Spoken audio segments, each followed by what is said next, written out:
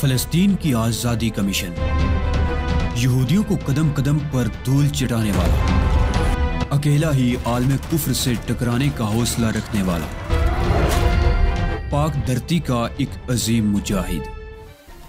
कुफर पर लावे की तरह बरसने वाले इस मुजाहिद की तवील दास्तान सुनने के लिए चैनल को सब्सक्राइब कीजिए और वीडियो को लाइक कीजिए। मुझे इस बात की खुशी थी कि इमारत में मेरी सरगर्मियां किसी की नजर में नहीं आ सकी थी। अगर मुझे वहां देख लिया जाता तो मेरा काम दुश्वार तर हो जाता।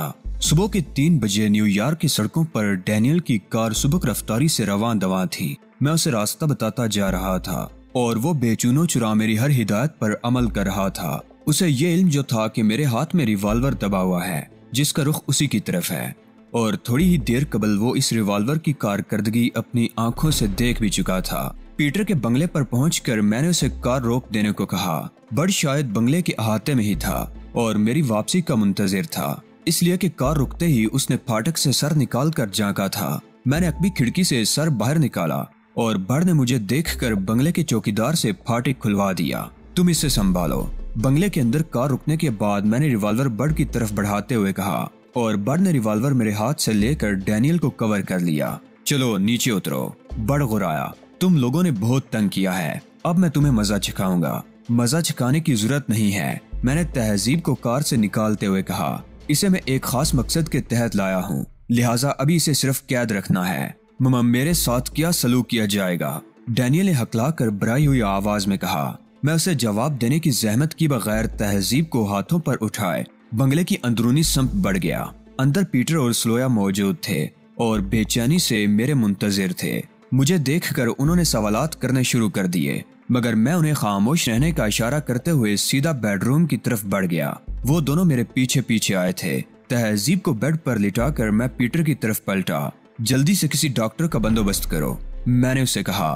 तहजीब की हालत खासी तशवीशनाक है। मौका की नजाकत महसूस करते हुए पीटर ने कोई सवाल नहीं किया और फौरन ही बेडरूम से चला गया।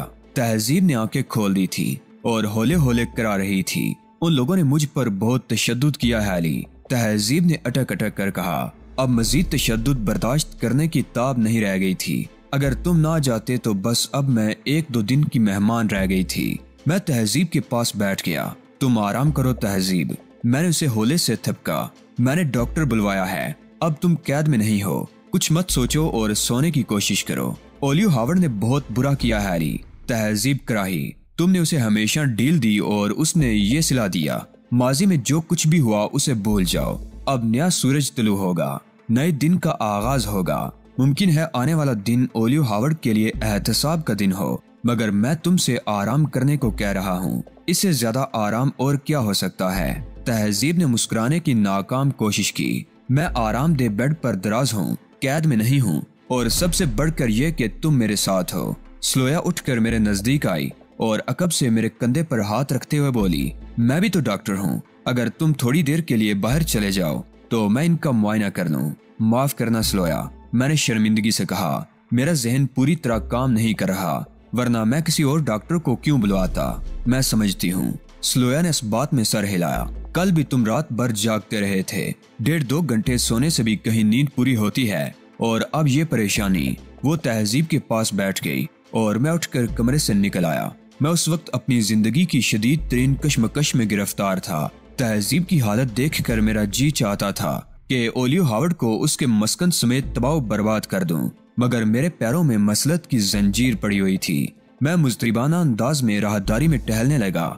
मैंने कभी तस्वुर भी नहीं किया था कि ओलियो हावर्ड की जुर्रतें इस हद तक भी बढ़ सकती हैं। उसे अंदाजा नहीं था कि तहजीब को तशद्दुद का निशाना बनाकर उसने अपने हक में कितना बुरा किया है। जो कुछ उसने बोया वो अब काटना था, मगर फसल की तैयारी में वक्त था, और कोई भी फसल वक्त से पहले काटना हमेशा नुकसानदेह साबित होता है। चंद ही मिनट बाद मुझे बड़ नजर आया जो बेडरूम की तरफ आ रहा था।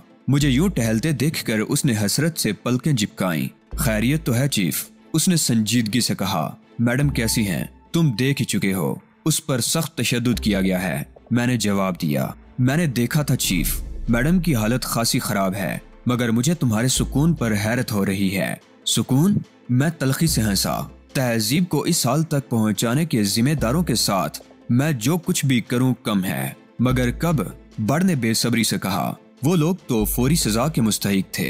तुम उन्हें सजा दिए बगैर वापस कैसे आ गए चीफ? अभी उनकी जिंदगी की कुछ सांसें बाकी रह गई थी। जब तक वो पूरी नहीं हो जाएंगी कुछ नहीं हो सकता। मुझे हुक्म दो चीफ। जो हाथ मैडम पर उठा है आइंदा वो किसी पर नहीं उठ सकेगा। स्लोया तहजीब का मायना कर रही है, मैंने बात बदलते हुए कहा। इसलिए मैं बाहर टहल रहा हूँ। पीटर से मैंने किसी डॉक्टर का बंदोबस्त करने को कहा था, मालूम नहीं वो कहाँ रह गया। मेरा जुमला खत्म होने से कबल ही राहदारी के मोड़ पर पीटर नमूदार हुआ। उसके हमरा एक लेडी डॉक्टर भी थी। मैंने वक्त जाया किए बगैर लेडी डॉक्टर से अंदर जाने को कहा और पीटर मेरे साथ ही रुक गया। डैनियल को कहाँ कैद किया? मैंने बर्ड से पूछा। अल्बर्ट के साथ ही, बर्ड ने बताया। डैनियल के साथ ही मैंने उसके हाथ पैर भी बांध दिए हैं। मैंने मुस्तरिबाना अंदाज में कहा और बेडरूम की तरफ देखने लगा। तुमने हमें वापस भेज दिया था चीफ, बर्ड ने कहा। मैडम को निकालने में तुम्हें कोई दुश्वारी तो पेश नहीं आई? नहीं, मैंने चौंक कर कहा। डैनियल रिवॉल्वर के जोर पर मुझसे ताउन करने के लिए मजबूर था। इस किस्म की मुहिम्मात तुम्हें तनहा नहीं सरंजाम देनी चाहिए। तुम किसी मुश्किल में भी फंस सकते थे। मुझे तुम पर हैरत होती है, पीटर बोला। या तो ये आलम था कि एक बाकायदा मंसूबा बनाकर भी तुमने उधर का रुख नहीं किया, या अब ये हालत है कि अकेले ही इमारत में घुस गए। ये सब वक्त और हालात के तकाजे हैं। कोई भी कदम उठाते वक्त मैं सिर्फ ये बात मद्देनजर रखता हूँ कि खतरा कम से कम लायक हो। मुझे तफसील का इल्म नहीं हो सका, पीटर ने कहा। उसके लहजे से इज़्तिराब जाहिर हो रहा था। क्या वहाँ ओलियो हावर्ड भी मौजूद था? क्या तुमने उसे ठिकाने लगा दिया? नहीं पीटर, मैंने एक तवील सांस लेकर कहा। मेरा अव्वलीन मिशन तो तहजीब को उसके कब्जे से निकालना था। मैंने तो अपनी आंखों से देखा है तुम्हारी दोस्त की हालत बहुत खराब है और उसका जिम्मेदार भी वही मरदूद है, पीटर ने कहा। मैं तुम्हारा मतलब समझ रहा हूँ पीटर। तहजीब पर तशद्दुद करने का तनहा जिम्मेदार ओलियो हावर्ड ही है, लेकिन ये वक्त ऐसा नहीं था कि मैं उसके खिलाफ कुछ करता। मुझे इतना सुनहरी मौका मिलता तो कभी उसे माफ न करता। मुझे हैरत होती है, तुम्हारी रगों में दौड़ता हुआ लहू बहुत सर्द है। मेरी रगों में एक ऐसे आतिशफशां का लावा दौड़ रहा है जो कभी ठंडा नहीं होता। तुम गलत कह रहे हो। अगर ऐसा होता तो तुम कभी सुकून से नहीं बैठ सकते थे। तुम्हें देखकर कोई नहीं कह सकता कि तुम किसी गैर मामूली सूरत हाल से दो चार हो। अभी मुझ में इतनी शक्कत है कि मैं ओलियो हावर्ड की ज्यादतियां बर्दाश्त कर सकूं। अभी मेरे ज़ब्त का पैमाना लबरेज नहीं हुआ। जिस रोज ऐसा हुआ वो ओलियो हावर्ड की जिंदगी का आखिरी दिन होगा। पीटर मुझे अजीब सी नजरों से देखने लगा।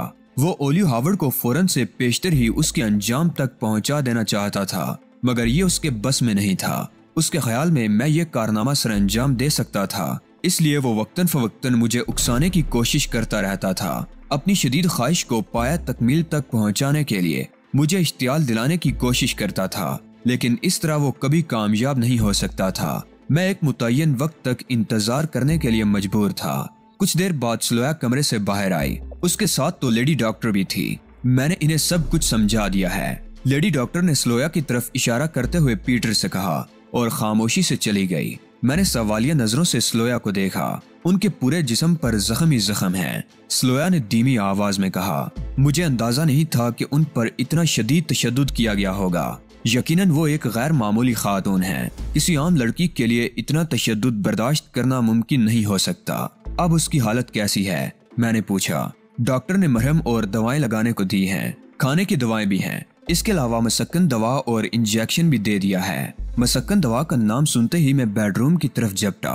तहजीब के चेहरे से कदरे तमानियत जाहिर हो रही थी। मुझे देखकर वो मुस्कुराई भी थी। एक बार फिर मैं तुम्हारे लिए जहमत का बायस बन रही हूँ, उसने कहा, और अब मैंने फैसला किया है कि आइंदा तुमसे अलहदा रहकर काम करूंगी। जो जहमत का बायस बना है वो कैफरे किरदार को जरूर पहुंचेगा। मैंने उसके पास बैठते हुए कहा, तुम अलहदा रहकर काम करना चाहोगी तो मैं तुम्हें रोकूंगा नहीं। इस वक्त उससे इख्तलाफ करना मुनासिब नहीं था। तुम्हें मालूम है ओलियो हावर्ड ने मुझ पर इतना तशद्दुद किस मकसद के तहत किया है? मैं जानता हूँ। मैंने इस बात में सर हिलाया। उसका ख्याल है कि हमारे पास डिफोस्टर वाले फार्मूलों की नकलें मौजूद हैं। तहजीब का मुंह हैरत से खुल गया।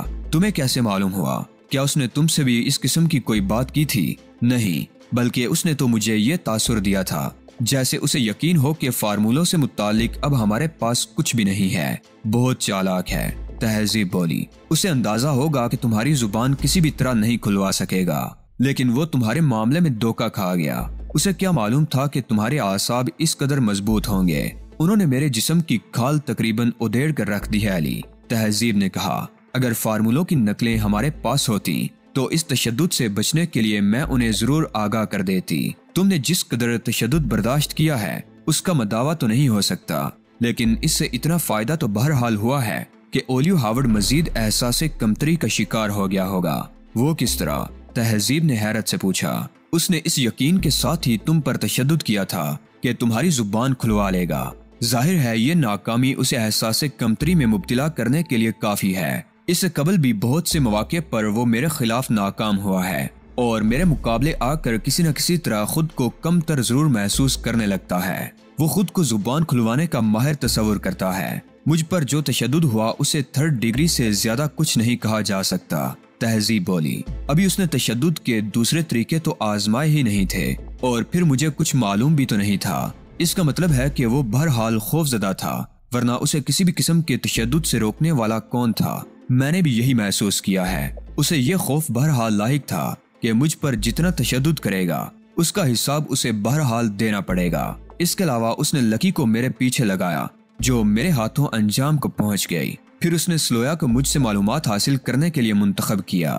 ये उसकी बदकिस्मती और मेरी खुशकिस्मती कि स्लोया हारूत राबेल से पहले से ही बदजन थी। उसे मुझ तक पहुंचने का मौका मिला तो उसने इस मौका से पूरा फायदा उठाया और अब वो मेरे साथ मिलकर काम कर रही है। क्या उस इमारत में तुम उसी की मदद से दाखिल हुए थे? तहजीब ने पूछा। तरबियत याफ्ता कुत्तों की मौजूदगी में स्लोया की मदद के बगैर इमारत में खामोशी से दाखिल होना नामुमकिन था। तहजीब की आंखों से नींद का खुमार झलकने लगा था। डॉक्टर ने उसे तकलीफ से निजात दिलाने के लिए जो ख्वाब आवर अदवियात दी थी उन्होंने अपना रंग दिखाना शुरू कर दिया था। आराम करो तहजीब। मैंने उसके पास से उठने की कोशिश की मगर उसने मेरे दोनों हाथ थाम लिए थे। नहीं अली, तड़प कर बोली, आराम से ज्यादा मुझे तुम्हारी जरूरत है। उसका दिल बढ़ाने के लिए मैं हंसा, वगरना मेरे अंदर एक ऐसी आग जल रही थी जिसकी मौजूदगी में हंसना तो दूर की बात है, मेरे लिए मुस्कुराना तक मुमकिन नहीं था। मैं तुम्हारे पास ही तो हूँ जाने अली। सोकर उठोगी तो अपने पास ही पाओगी। मुझे तुमसे बहुत सी बातें करनी हैं। अभी तो मुझे भी नहीं मालूम कि तुम पर क्या गुजरी थी। ये बातें तुम बड़ से भी मालूम कर सकती हो। मैं कोशिश के बावजूद उससे अपनी इज़्तिराबी कैफियत नहीं छुपा सका। मैं तुम्हारे मुंह से सुनना चाहती हूँ। तहजीब ने मुझे गौर से देखते हुए कहा। वो ख्वाब और दवाओं के खिलाफ शदीद मुज़ाहमत कर रही थी। इस वक्त तुम्हारी हालत भी ठीक नहीं है तहजीब। ये बातें किसी अच्छे वक्त के लिए उठा रखो। क्यों, तुम्हें क्या हुआ? कल रात में सिर्फ 2 घंटे की नींद ले सका था और इस वक्त इतने काम निपटाने हैं, काम फिर होते रहेंगे। तहजीब ने मेरी बात काट कर कहा, आराम करने के बाद तुम सुकून और यकसुई से काम कर सकोगे। वक्त बहुत कम है तहजीब और काम बहुत ज्यादा। मुझे खदशा है कि वक्त शायद ही मुझे अपने काम पूरे करने की मोहलत दे।